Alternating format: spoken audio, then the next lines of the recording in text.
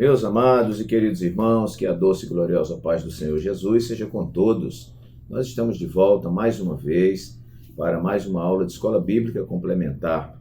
Esta aula que tem um compromisso com a poderosa, inerrante e infalível Palavra de Deus. Eu sou o pastor Walter Pereira e semanalmente, religiosamente, nós estamos sempre disponibilizando o comentário de uma das nossas lições da revista que é publicada trimestralmente pela Casa Publicadora das Assembleias de Deus, a revista de adultos.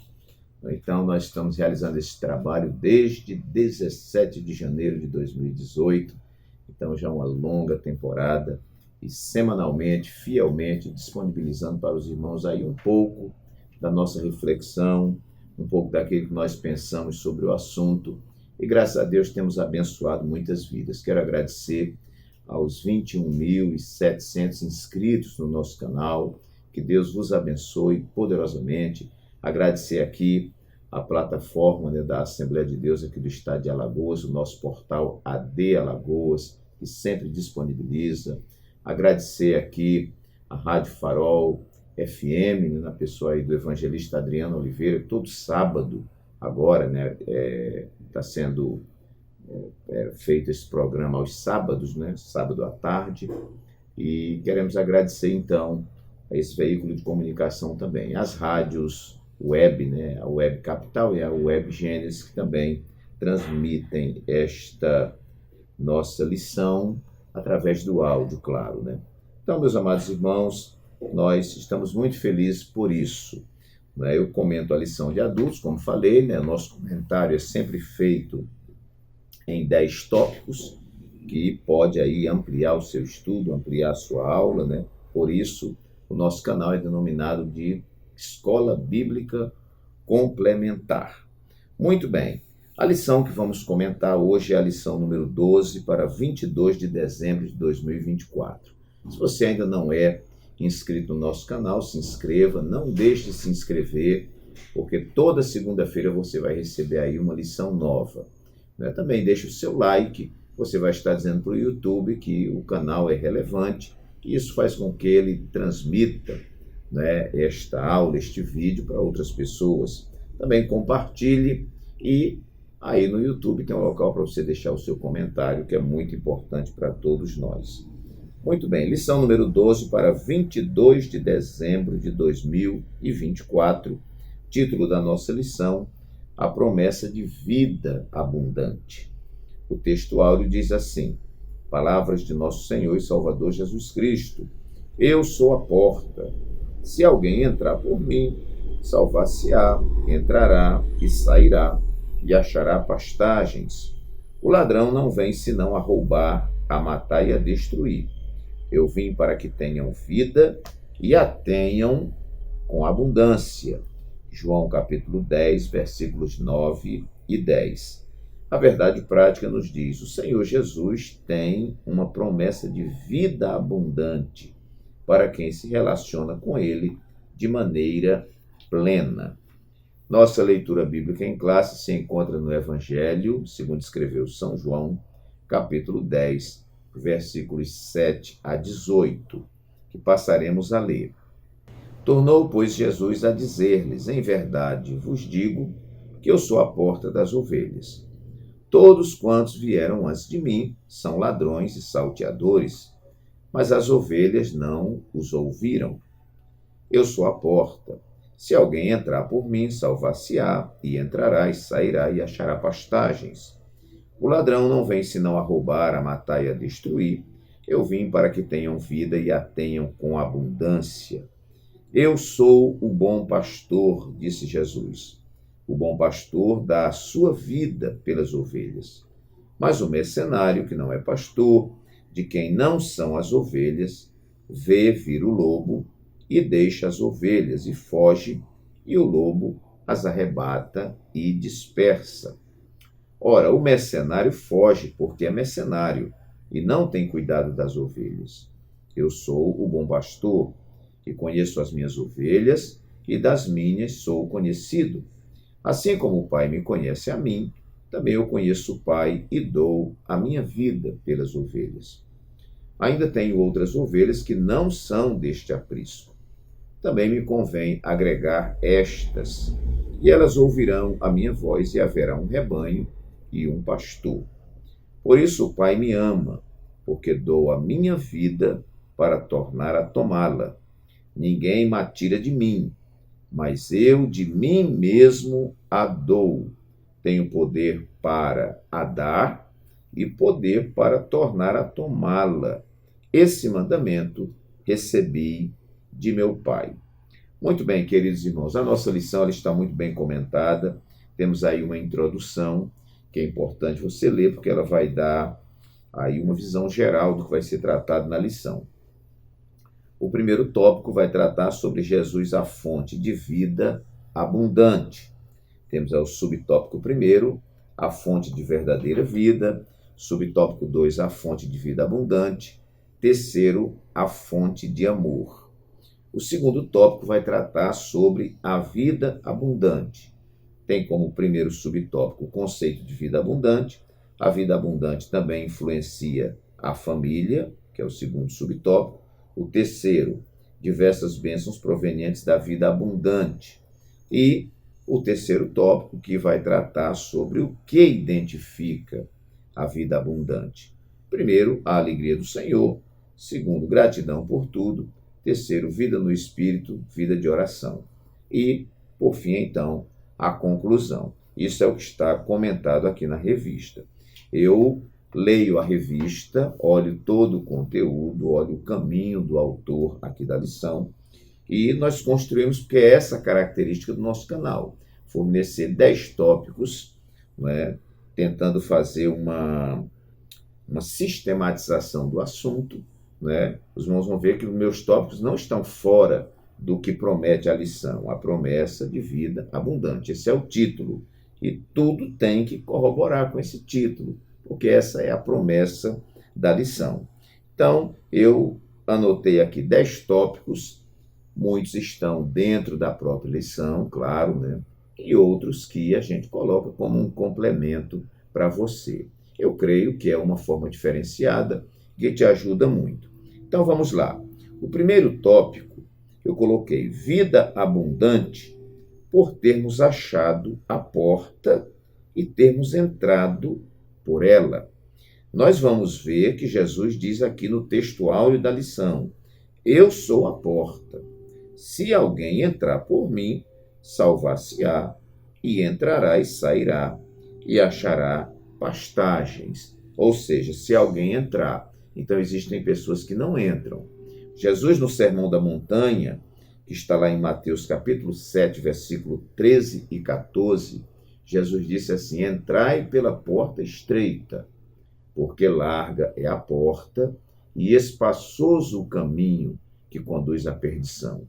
E porque estreita é a porta e apertado o caminho que conduz à vida, e poucos há que a encontrem. Então, irmãos, a porta é estreita, o caminho é estreito, e muita gente nem vai encontrar esta porta, segundo o texto bíblico. Eu vi na internet um texto interessante que dizia: a porta não passou por reforma, ela continua estreita. Não é? Muito bem, é uma porta estreita porque o caminho para a salvação, o caminho do discípulo de Jesus é um caminho de renúncia.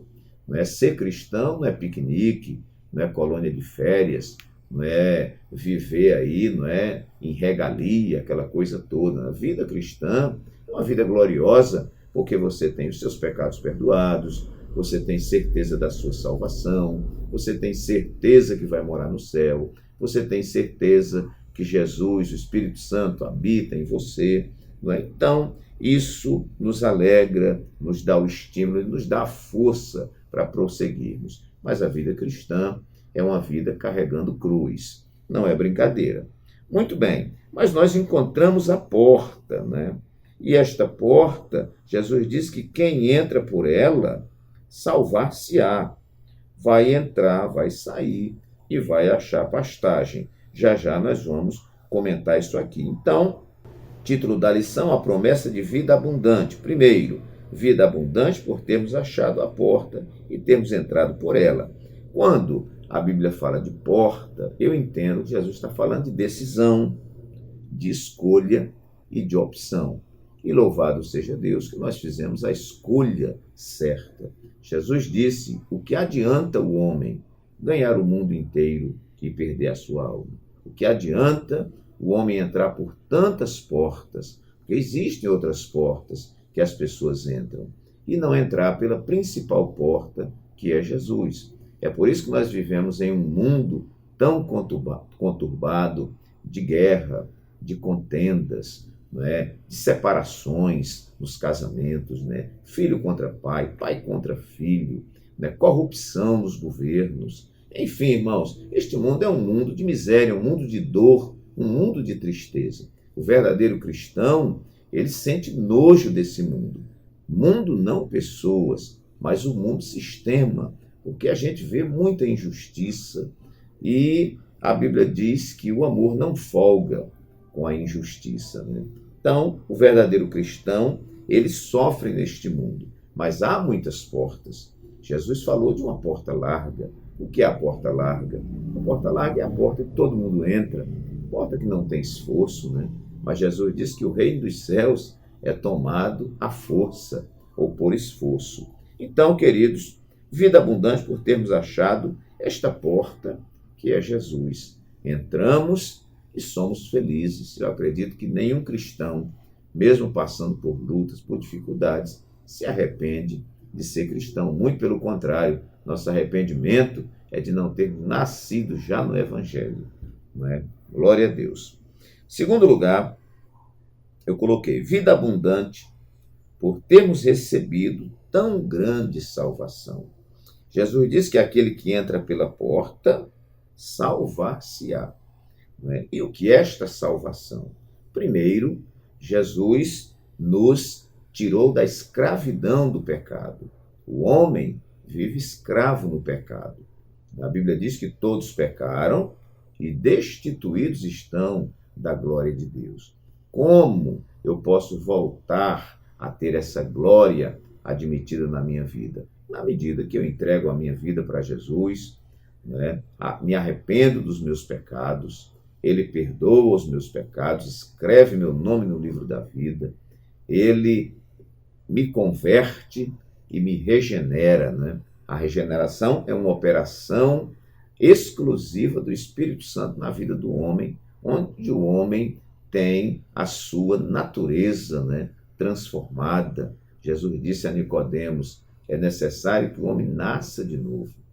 O que é nascer de novo? É se tornar uma nova criatura em Cristo Jesus. Recebemos uma tão grande salvação. Isso implica que nós saímos da escravidão do pecado, que nós deixamos de ser servos de Satanás para sermos servos de Deus, que nós saímos das trevas para a maravilhosa luz, que o débito que nós tínhamos para com a lei, porque nós não conseguimos cumprir a lei, Jesus pagou em nosso lugar. A salvação implica que o Senhor nos tirou do lixo, do monturo, do lamaçal do pecado e nos colocou assentado entre os príncipes em lugares celestiais. Esta tão grande salvação significa que nós saímos de uma vida sem esperança para vivermos uma esperança gloriosa. Esta tão grande salvação significa que o estado em que nós vivíamos como inimigos de Deus, com as costas viradas para Deus, isso foi revertido, porque Jesus promoveu a nossa reconciliação com o Pai, pagando o preço no nosso lugar. Esta vida abundante, por termos recebido tão grande salvação, implica em que nós estávamos perdidos e fomos encontrados pelo Pai.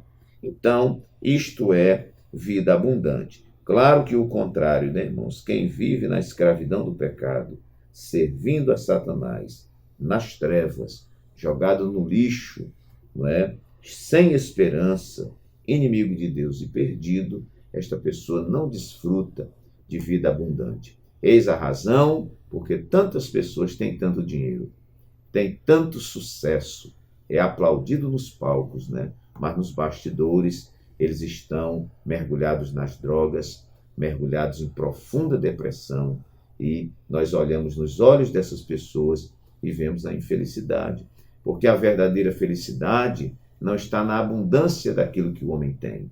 A verdadeira felicidade está em ter uma vida com Cristo, né? Em você voltar a ter comunhão com Deus. Então, isto é grande salvação e isto é ter vida abundante.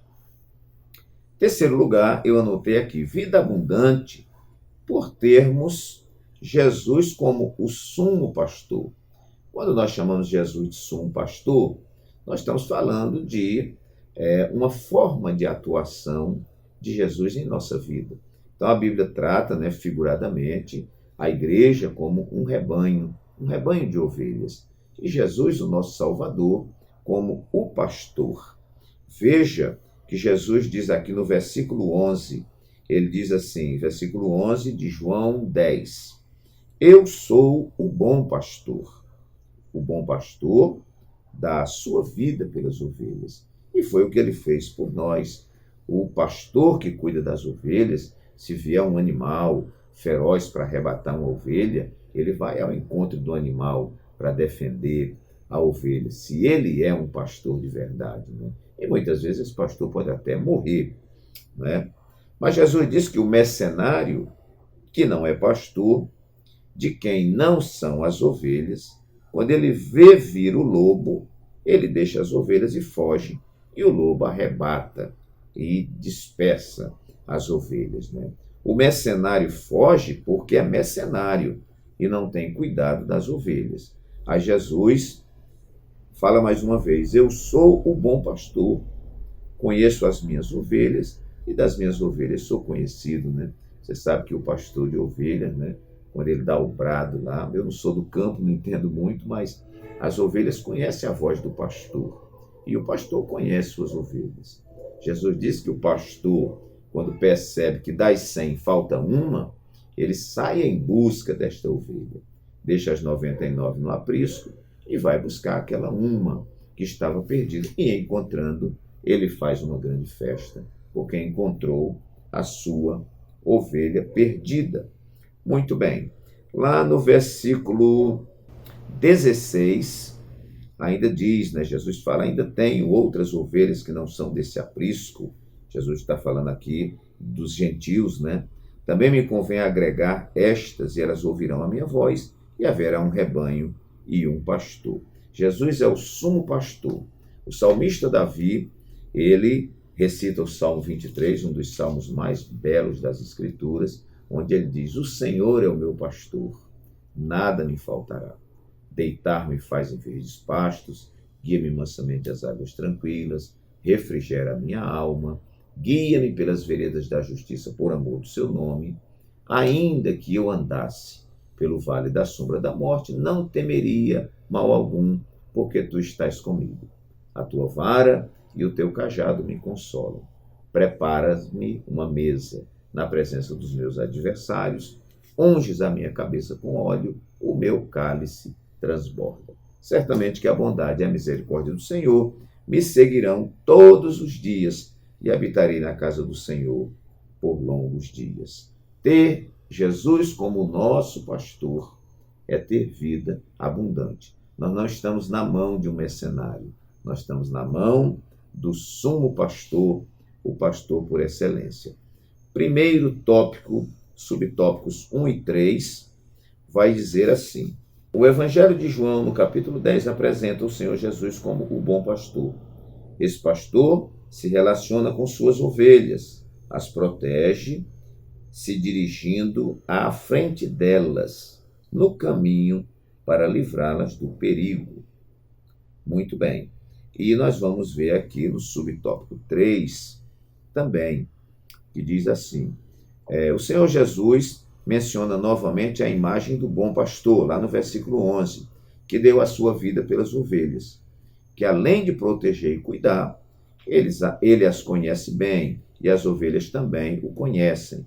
Nosso Senhor afirma que da mesma forma que ele é conhecido do Pai, conhece profundamente suas ovelhas e entregou sua vida por elas. Então, a relação com as suas ovelhas é baseada no amor, que pode ser testemunhado no relacionamento de nosso Senhor com a Santíssima Trindade. Dessa forma, o Senhor Jesus é a fonte de amor entre o bom pastor e suas ovelhas. Muito bem. Então, ter Jesus como sumo pastor é ter vida abundante. Quarto ponto, eu coloquei vida abundante por termos alimento abundante. Qual é o alimento das ovelhas? É lá o pasto, né? O alimento nosso, o alimento da igreja, é a palavra de Deus. Nosso alimento espiritual não é feijão, arroz, macarronada, churrasco, né? Isso aí são alimentos, né, para o nosso corpo físico. O alimento do verdadeiro cristão é a palavra de Deus. A palavra de Deus é como mel, a palavra de Deus é como pão para a nossa vida.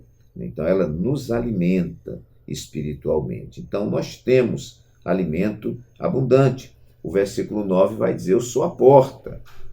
Se alguém entrar por mim, salvar-se-á. Entrará e sairá e achará pastagem, achará comida, achará alimento. Muito bem. O Salmo 23 diz que o Senhor, o pastor, faz as ovelhas pastarem, né, em pastos verdejantes. O que significa aquilo?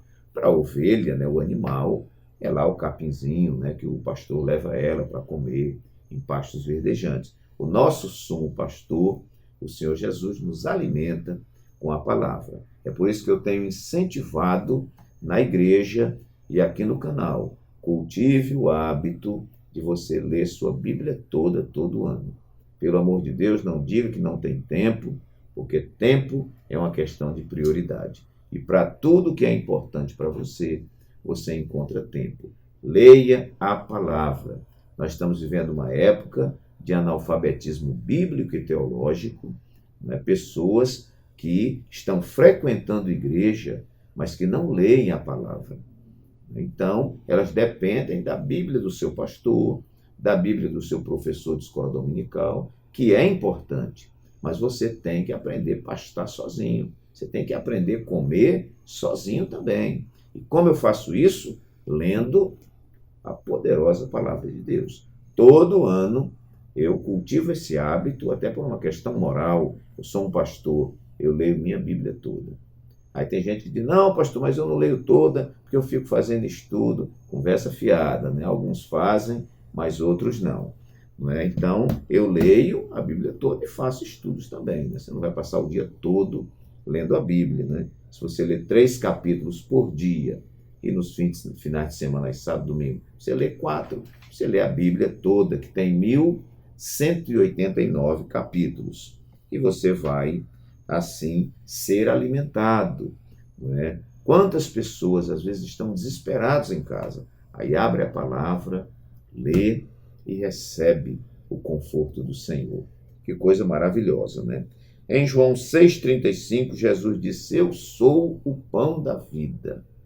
Aquele que vem a mim não terá fome, e quem crê em mim nunca terá sede.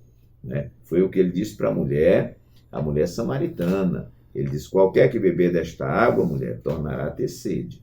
Mas aquele que beber da água que eu lhe der, nunca mais terá sede, porque a água que eu lhe der se fará nele uma fonte que jorre para a vida eterna.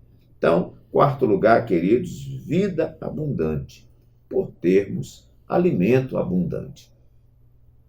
Quinto lugar, vida abundante, por termos atendido à integralidade da vida. Vida abundante por termos atendida, vamos colocar assim, vida abundante por termos atendida à integralidade da vida.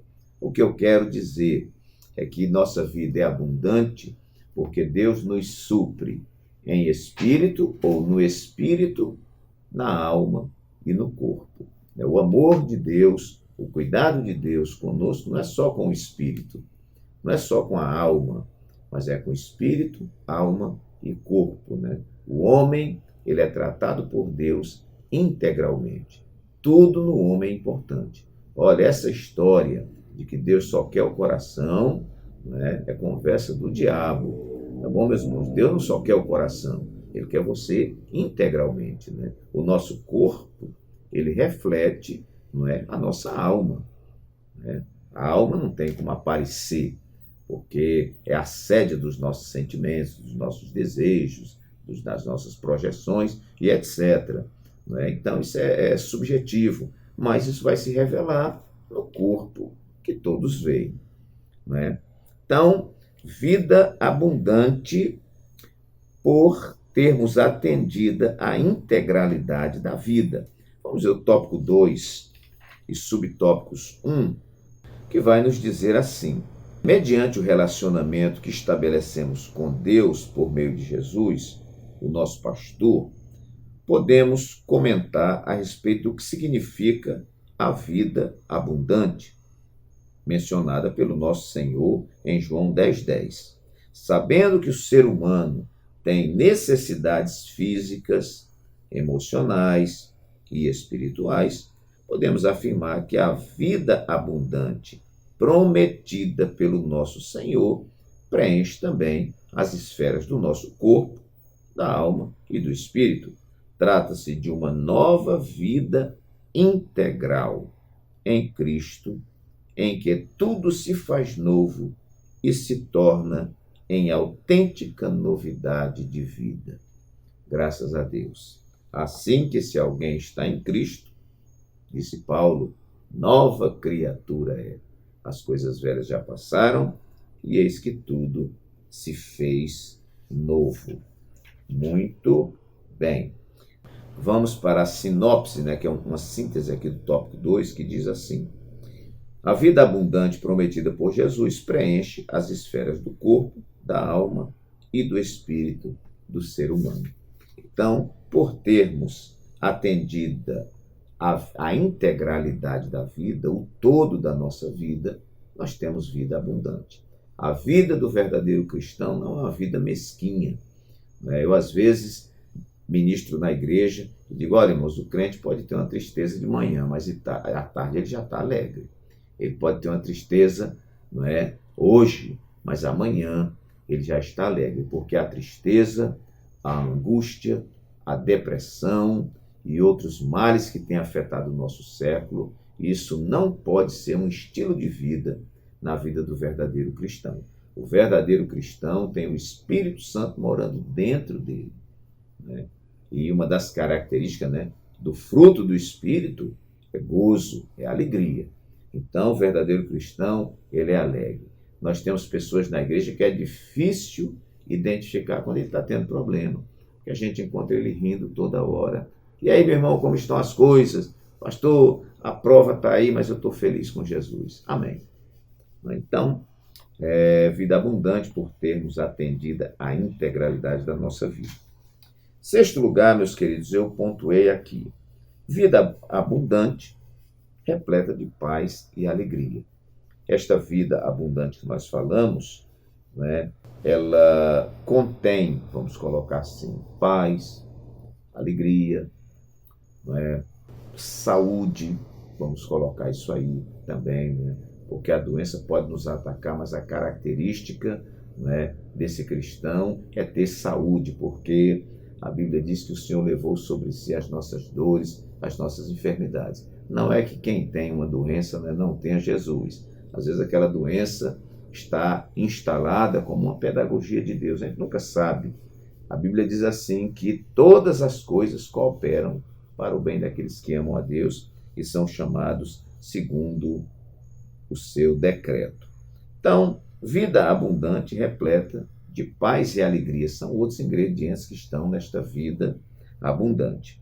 O auxílio devocional nos diz assim: viver de modo inteligente, saudável e para a glória de Deus é um aprendizado diário. Assim como Salomão, vivemos várias estações de nossa vida e não podemos desprezar nenhuma delas. Cada uma é única e somos responsáveis por torná-las especiais. Por isso, meu último conselho é para que você viva cada dia como se fosse o seu último dia. Não tenha medo de ser feliz, de sorrir, de viver. Temos um Deus que ama a vida, mas muitos crentes parecem ter medo da felicidade e acreditam que o crente autêntico tem que estar sempre sisudo, enfrentando uma dificuldade. Se tudo vai bem, acham logo que tem algo errado. Tenho consciência de que vivemos numa sociedade hedonista, onde as pessoas estão obcecadas pelo prazer. Todos querem ser felizes a qualquer custo. Mas onde encontrar a tão sonhada e falada felicidade? Em Jesus. Resposta certa. Muito bem. Uma vida abundante, repleta de paz e alegria. Terceiro tópico, subtópico primeiro, fala sobre a alegria do Senhor. No Novo Testamento, o apóstolo Paulo escreveu aos Tessalonicenses, exortando: regozijai-vos sempre. No Antigo Testamento, Neemias disse: a alegria do Senhor é a vossa força. Logo, a alegria faz parte da identidade de quem se relaciona com Deus e vive uma vida abundante. É uma virtude citada pelo apóstolo Paulo, em Gálatas 5:22. Em Provérbios, o sábio diz que a alegria é um bom remédio. Provérbios 17:22. Então está aí, irmãos, vida abundante, não é? Repleta de paz e de alegria. Nós falamos em lições anteriores aí que para os judeus, Shalom, que nós traduzimos como paz, é uma bem-aventurança em todas as áreas da sua vida. Ok. Sétimo lugar, algo muito interessante aqui. Vida abundante que transborda para os outros. O título da nossa lição é a promessa de vida abundante. Essa vida abundante não é só para mim. Eu digo sempre que tudo que Deus me dá, Ele não dá só para você. A bênção de Deus na minha vida só é bênção de Deus se ela transbordar para outras pessoas. Deus nunca vai alimentar o meu egoísmo. Então, a bênção de Deus não pode parar em mim. Ela vem, passa por mim, me abençoa e abençoa aos que estão ao meu redor. É assim que eu entendo a bênção de Deus. Bênção que transborda para os outros. Nós vamos ver aqui que é um pequeno comentário falando sobre a família, né? Vamos lá. Tópico 2 e subtópico 2, que fala assim: no episódio bíblico da ocasião da libertação de Paulo e Silas, né, da prisão, o carcereiro, apavorado, perguntou a Paulo o que podia fazer para ser salvo. De modo que o apóstolo Paulo respondeu: crê no Senhor Jesus Cristo, olha só, e serás salvo, tu e a tua casa. Esse episódio aconteceu em Filipe, né, quando Paulo estava lá, foi preso, né, mas cantando lá com Silas na prisão, veio um terremoto, abriu as portas da cadeia, e o carcereiro quis suicidar, e Paulo disse: não, nós estamos todos aqui.